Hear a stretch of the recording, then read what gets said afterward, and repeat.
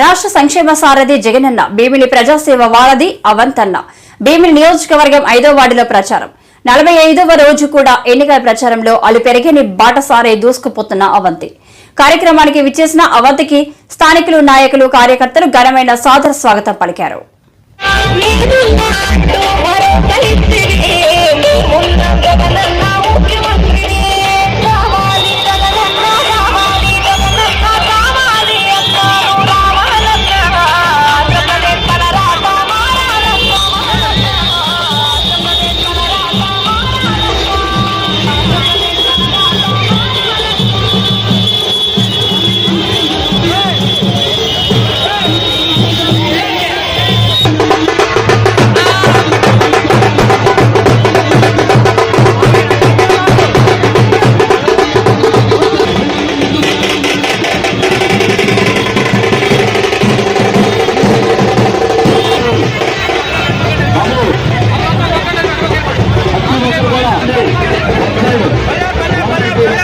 Traffic అంతరం కలగకుండా ఆ కారు సైడ్ ఇచ్చాను బాబు. ట్రాఫిక్ ఇబ్బంది పెట్టద్దు దయచేసి. ప్రతి ఒక్కరు కూడా సహకారం చేస్తా కోరుకుంటున్నాను. పేరున కొంచెం లెఫ్ట్కి ఇంకెనక్కి వెళ్ళండమ్మా. దయచేసి కొంచెం సహకరించండి, కొంచెం లెఫ్ట్కి వెళ్ళండి.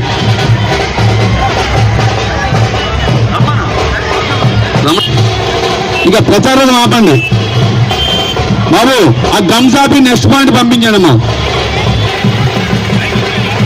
సార్ వస్తారు మాట్లాడేందుకు వస్తారు.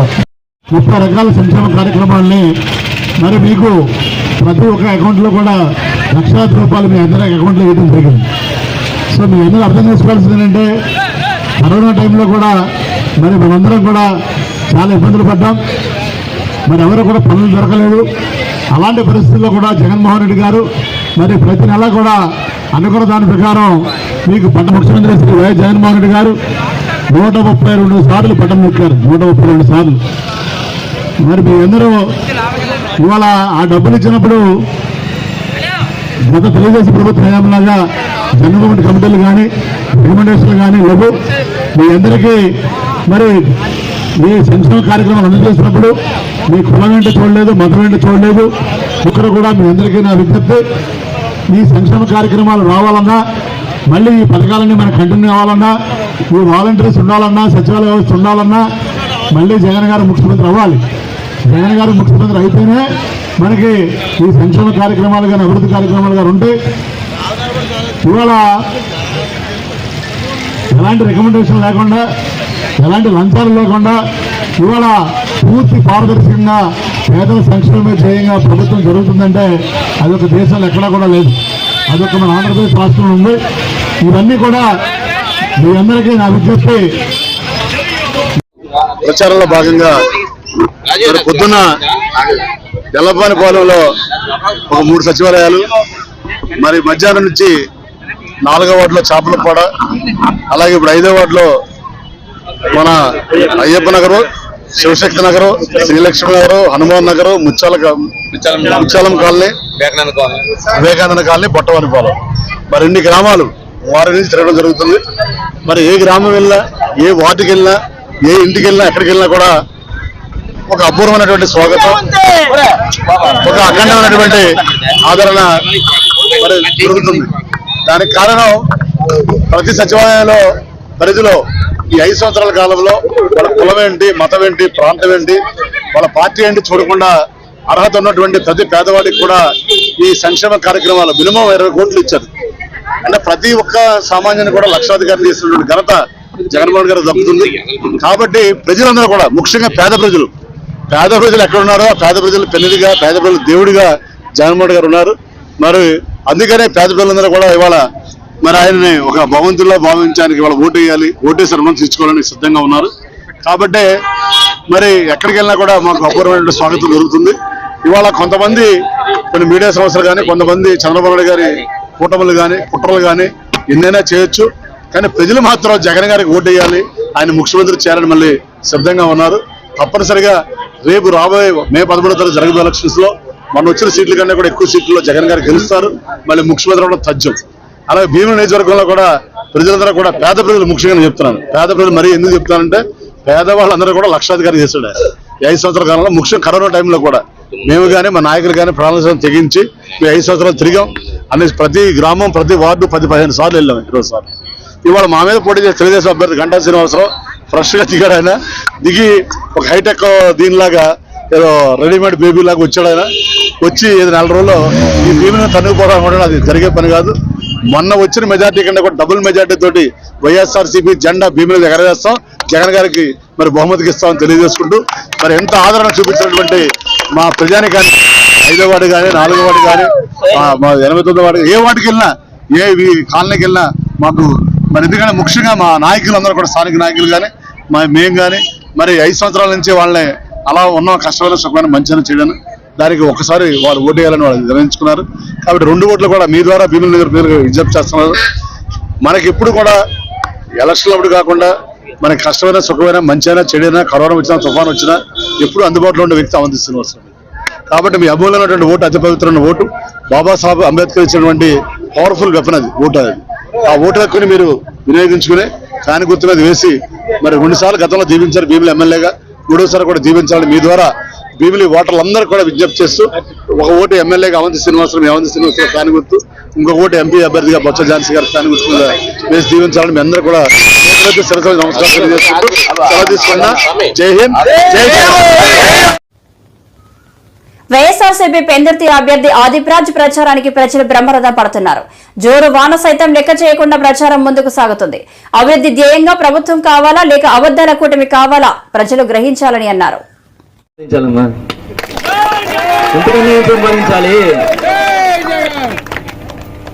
డబ్బు కార్లు బంగ్లాలు వస్తుంటాయి పోతుంటాయి, కానీ ఈరోజు ఎటువంటి సంబంధం లేకపోయినా నా మీద ఎంత ప్రేమాభిమానాలు చూపిస్తున్నాను. మీ అందరికీ పేరు పేరున హృదయపూర్వక పాదవందనాలు. నిజంగా చాలా సంతోషంగా ఉంది, ఆనందంగా ఉంది.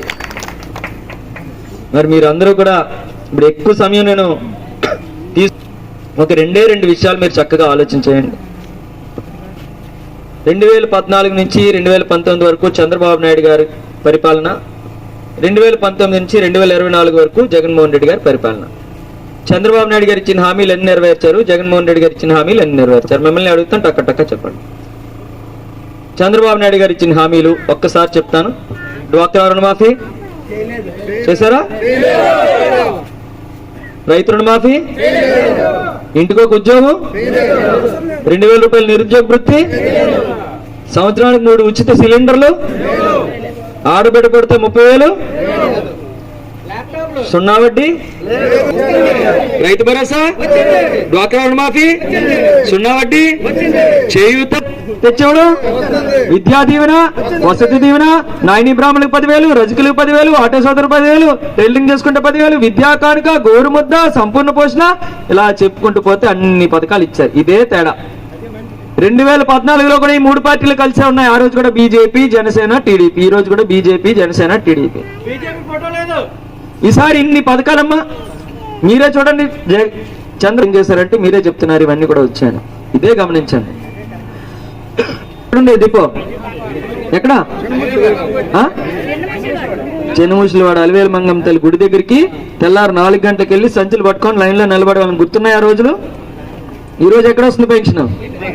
అన్నింటి దగ్గరికి వచ్చేస్తుంది. Sorry, ration. పెన్షన్లు తీసుకున్న వాళ్ళు ఎవరున్నారమ్మా? పెన్షన్లు తీసుకున్న వాళ్ళు ఎవరున్నారు ఇక్కడ? చేతులు ఎత్తండి ఒకసారి. ఎవరు రాలేదు ఇక్కడికి? ఉన్నారా? పెన్షన్లు తీసుకోవాలంటే ఇంతకుముందు పంచాయతీ ఆఫీస్ దగ్గరికి వెళ్ళి సచివాలయాల దగ్గరికి వెళ్ళి నిలబడేవాళ్ళని. ఈ రోజు మన ఇంటి దగ్గరికి తెచ్చిస్తున్నారా? ఇస్తున్నారా? మరి ఈ నెల పోయిన నెల ఎక్కడ తీసుకున్నారు మీరు? పెన్షన్లు ఎక్కడ తీసుకున్నారు? ఈ నెల పోయిన నెలనా? ఒక నెలేమో సచివాలయం, ఒక నెలేమో బ్యాంకు. ఎందుకు అలాగ వెళ్ళాల్సి వచ్చిందో ఒకసారి మీకు చెప్తాను.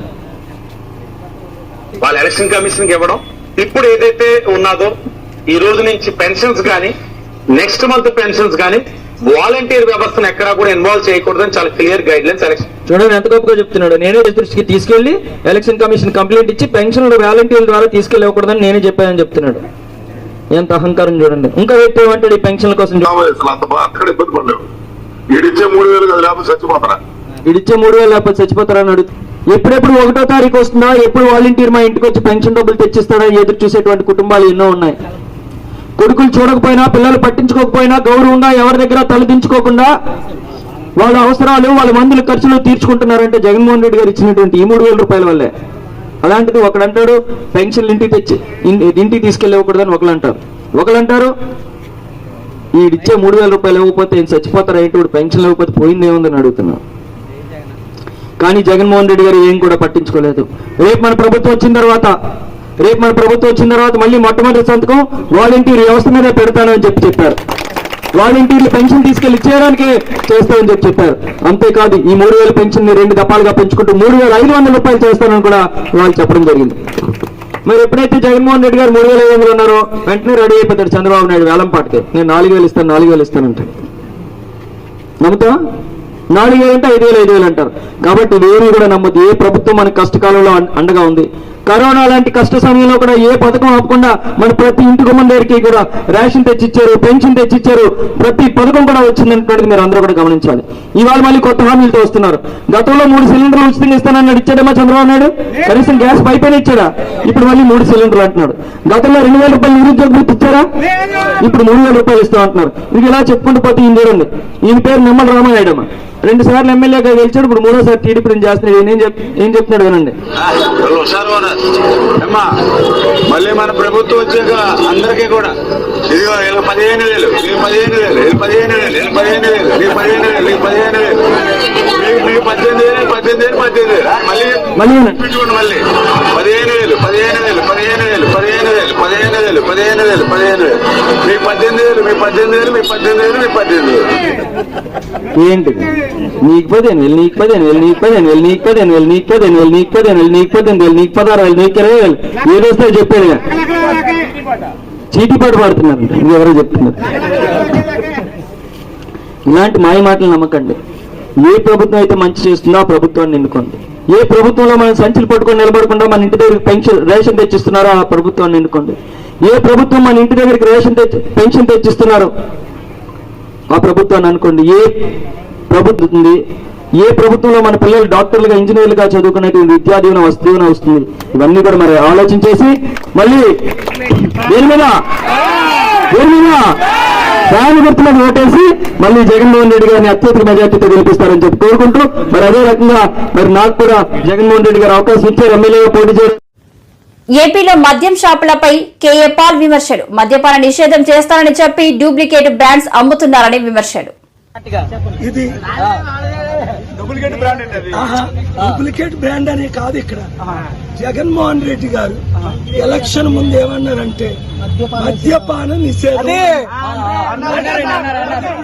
మద్యపానం తాగిన వాళ్ళు కూడా మాకు మద్యపానం వద్దు, మంచి జరగాలని కోరుకుంటున్నారు. చూసారా? వాళ్ళు రావాలి, చూసారా? మీరు జగన్మోహన్ రెడ్డి గారు మీరు ఇచ్చిన మాట 100కి 100 తప్పారు. స్టీల్ ప్లాంట్ అమ్మలేదన్నారు, ఆపానన్నారు, మీరే అమ్మారు. ఇప్పుడు చూడండి 150 రూపాయలు డూప్లికేట్ డ్రింక్.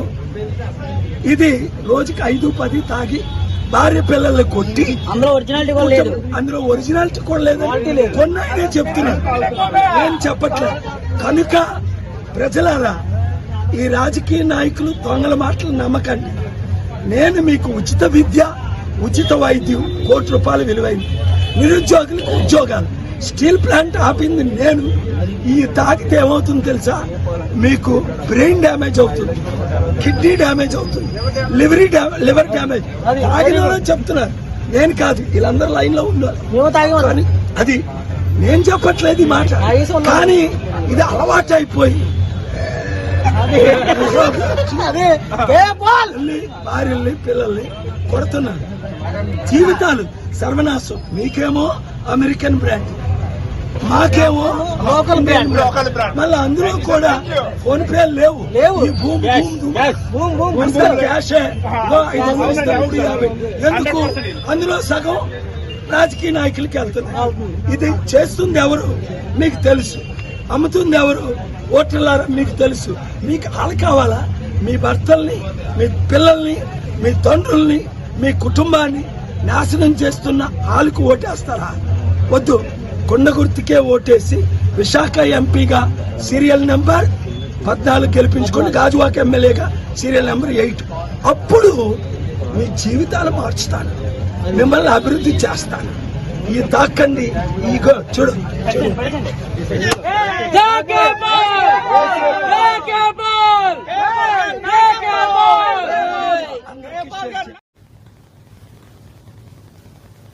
ఏపీ ఎన్నికల ప్రచారంలో కుమార్ ఆంటీ మెరిశారు. గుడివాడలో టీడీపీ అభ్యర్థి వెనిగండ్ల రాము తరపున ప్రచారం చేశారు.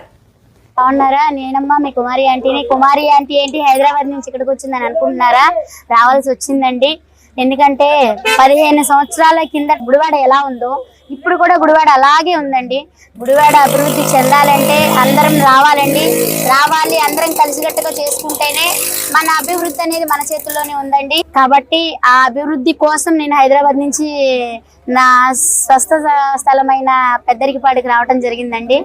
సో వెనిగండ్ల రాము గారు ఈ తెలుగుదేశం పార్టీ మహా కూటమిని ఘన విజయం చేసి అఖండ విజయం చేకూర్చాలని మనస్ఫూర్తిగా కోరుకుంటున్నాను. అలాగే మనకి ఇప్పటి వరకు ఉపాధి లేదు, అంటే ఉపాధి అంటే మనకి ఒక ఉద్యోగాలు లేవు, అలా లేకనే కదా మనకు ఒక పరిశ్రమలు లేకనే కదా మేము ఇక్కడి నుంచి పొట్టకూటి కోసం అక్కడ దాకా వెళ్లాల్సి వచ్చింది. ఆ అభివృద్ధి అనేది ఇక్కడే ఉంటే నేను ఇక్కడి నుంచి అక్కడికి వెళ్లాల్సిన అవసరం ఉండేది కాదు. సో ఆ అభివృద్ధి ఏ ఊరికి ఆ ఊరు అభివృద్ధి అంటే నాయకుడు అనేది మంచి నాయకుడు వస్తేనే ఆ అభివృద్ధి అనేది విజయవంతం అవుతుందండి. సో ఈసారి మహాకూటమి వచ్చింది, అందరూ కలిసి ఉంటే కలదు సుఖం. ఆ మహాకూటమిని విజయం చేకూర్చాలని మనస్ఫూర్తిగా కోరుకుంటూ చేస్తారని నా అభిమానులందరికీ కూడా నా వెనిగండ్ల రాము గారిని ఘన విజయంతో గెలిపించాలని మనస్ఫూర్తిగా కోరుకుంటున్నా. అలాగే గ్లాసు గుర్తైన బాల శౌర్య గారిని కూడా గెలిపించాలని మనస్ఫూర్తిగా కోరుకుంటున్నానండి. ఈసారి గనక మనం ఇట్లాగే ఉంటే ఎప్పుడు ఇక గుడివాడ ఎలా ఉందో 15 సంవత్సరాల నుంచి నేను ఇక్కడ లేని 15 సంవత్సరాల నుంచి ఎలా ఉందో అప్పటి నుంచి ఇప్పటి వరకు అలాగే ఉందండి. ఈ గుడివాడను అనేది మనం అభివృద్ధి చేసుకోవాలంటే ఖచ్చితంగా గెలిపించుకోవాలండి. అలాగే ఈ సందర్భంగా నేను మన అందరినీ కూడా కోరుకుంటున్నానండి, మన నాయకులైనటువంటి వాళ్ళందరికీ కూడా ఉపాధి లేని వాళ్ళకి ఉపాధి కల్పించాలని, ఉద్యోగాలు లేని వాళ్ళకి ఉద్యోగాలు కల్పించాలని. అనారోగ్యం అనేది చాలా మంది బాధపడుతున్నారండి. ఎందుకంటే మా నాన్నగారిని నేను పోగొట్టుకున్నానండి. ఇక్కడ ఆరోగ్యం ఇది చికిత్స సరిగ్గా లేక హైదరాబాద్ తీసుకొచ్చి హైదరాబాద్లో జాయిన్ చేసుకున్నప్పటికీ అప్పటికే చేయి దాటిపోయిందండి. అలా పోగొట్టుకున్నాను కాబట్టి వెంటనే స్పందించాలని ఇప్పుడు హైదరాబాద్లో నేను మొన్న ఒక పాపకండి హార్ట్ ప్రాబ్లం ఉందని చెప్పి ఒకళ్ళు నా దగ్గరికి వచ్చారండి. సీఎం గారండి రేవంత్ రెడ్డి గారు వెంటనే స్పందించారండి. నా ద్వారా ఒక పాపకి హెల్ప్ జరుగుతున్నందుకు నాకు చాలా సంతోషంగా ఉంది. అలాగే మన గుడివాడ నియోజకవర్గంలో కూడా రాము గారు కూడా అలాంటి వ్యక్తి అండి. మీరు మహేష్ బాబు గారి సినిమా అది చూసే ఉంటారు, మహర్షి సినిమా. దాంట్లో ఎలా అయితే ఆయన విదేశాల నుంచి వచ్చి పేద ప్రజలకు ఎలా అయితే చేశారో అలాంటి వ్యక్తేనండి. అది సినిమా అండి, ఇది రియల్ అండి. ఈ రియల్ ని నిజం చేసుకోవాలంటే మనం ఖచ్చితంగా వెనిగండ్ల రాము గారిని గెలిపించుకోవాలండి. ప్రజల గొంతు నొక్కుతున్నారు మంగళగిరి రోడ్ షోలో CM YS Jagan Mohan Reddy. YS Jagan కు ఓట్లు వేస్తే పథకాలన్నీ కొనసాగింపు, మళ్లీ ఇంటింటి అభివృద్ధి, పొరపాటున చంద్రబాబుకు ఓటు వేస్తే పథకాలన్నీ ముగింపు అని జగన్ అన్నారు. రాబోయే 5 ఏళ్ల మీ ఇంటింటి అభివృద్ధిని, పథకాల కొనసాగింపును నిర్ణయించబోయే ఎన్నికలు ఈ ఎన్నికలు. జగన్కు ఓటు వేస్తే పథకాలన్నీ కొనసాగింపు, ఇంటింటి అభివృద్ధి. అదే పొరపాటున చంద్రబాబుకు ఓటు వేస్తే పథకాలన్నింటి ముగింపు, మళ్లీ మోసపోవటమే. ఇది చంద్రబాబు గత చరిత్ర చెప్పిన సత్యం. ఇది సాధ్యం కాని హామీలతో ఆయన ఇచ్చిన మేనిఫెస్టోకు ఇది అర్థం. అందరూ కూడా ఈ విషయాలను గుర్తుపెట్టుకోమని కోరుతా ఉన్నా. పొరపాటున చంద్రబాబును నమ్మటము అనంటే కొండ చిలువ నోట్లో తలబెట్టడమే అన్నది ప్రతి ఒక్కరిని కూడా జ్ఞాపకం పెట్టుకోమని కోరుతా ఉన్నా. ఇవాళ మీ అందరితో కూడా ఈ విషయాలు చెబుతూ మీ అందరినీ కూడా ఆలోచన చేయమని కోరుతా ఉన్నా. మీ అందరినీ కూడా ఆలోచన చేయమని కోరుతా ఉన్నా.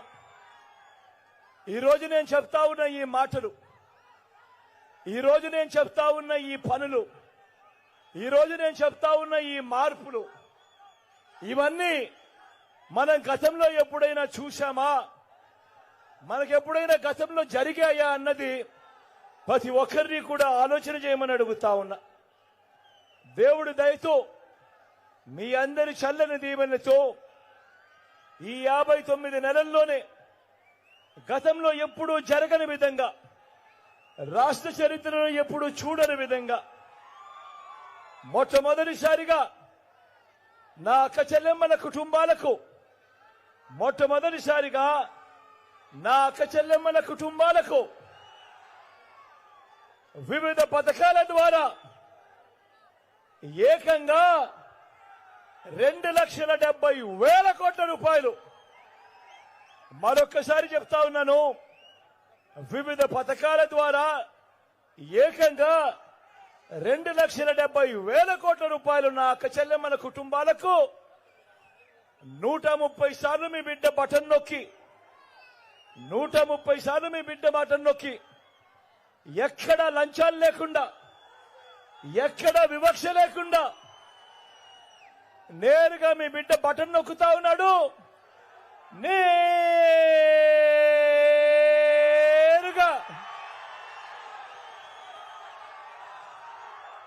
నా అక్క చెల్లెమ్మల కుటుంబాల ఖాతాలకే, వారి చేతికి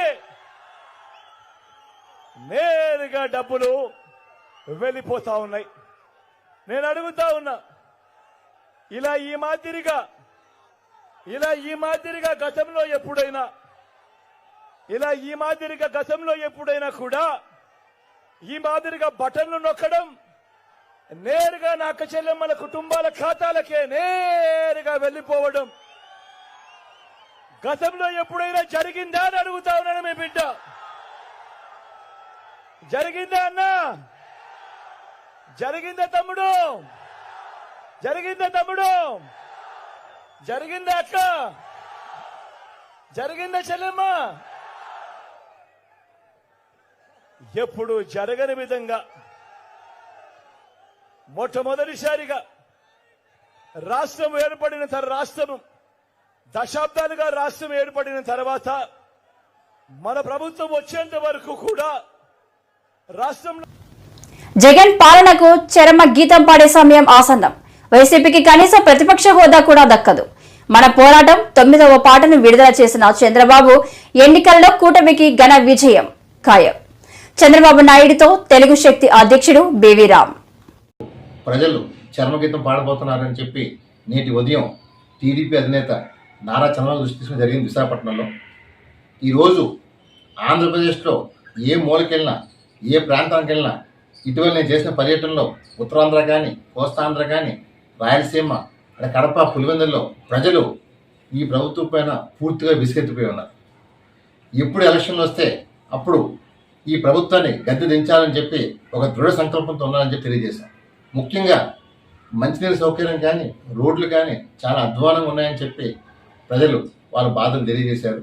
మరి ఈ ముఖ్యమంత్రి గారికి ఇవి ఏమీ పట్టినట్టు కేవలం పంచభూతాల్లో గాలి, నీరు, నిప్పు, ఆకాశం, భూమి ఎలాగైతే ఉన్నాయో దాచుకుందాం, దోచుకుందాం, దన్నుకుందాం, పెంచుకుందాం, పాకులాడదాం, ఈ 5 పంచసూత్రాలతోనే ఈ ముఖ్యమంత్రి గారు పరిపాలిస్తున్నారు. మరి మాట్లాడితే ముఖ్యమంత్రి గారు నేను పూర్తిగా నా మేనిఫెస్టో అమలు చేశానంటారు. ఏం అమలు చేశానని చెప్పారు? నువ్వు ఒక వాగ్దానం కూడా ప్రజలకి నిలబెట్టుకోలేకపోయావు, అన్నీ మోసం చేసావు. ఈవేళ ప్రజలు రేపు 13వ తారీఖుని ఎలక్షన్లో నీ ప్రభుత్వానికి కనీసం ప్రతిపక్ష హోదా కూడా రాకుండా ఓడించాలని చెప్పి ఎదురు చూస్తున్నారు. మరి ఈవేళ మేము ఒకటే పిలిపిస్తున్నాం రాష్ట్ర ప్రజలందరికీ, ఈ రాబోయే 2 రోజుల్లో ఈ ప్రభుత్వం, ఈ వైసీపీ నాయకులు రౌడీయిజం, గోండాయిజంతో ప్రజల్ని భయపెట్టాలని చెప్పి దాడులు చేస్తారు. అంత దయచేసి ప్రజలు అప్రమత్తంగా ఉండాలని చెప్పి పిలిపిస్తున్నాం. ఈ ముఖ్యమంత్రి గారు సైకో ముఖ్యమంత్రి కాబట్టి, ఇంకా నేను ఓడిపోతున్నానని చెప్పి ముఖ్యమంత్రికి అర్థమైపోయింది కాబట్టి ఎలాగైనా సరే ప్రజలు భయభ్రాంతులు చేసి ఓటింగ్ దాకా వెళ్లకుండా చూడాలని చెప్పి ఈ ముఖ్యమంత్రి గారు కళ్ళకంటున్నారు. మేము ఒకటే కోరుతున్నాం కేంద్ర ఎన్నికల కమిషన్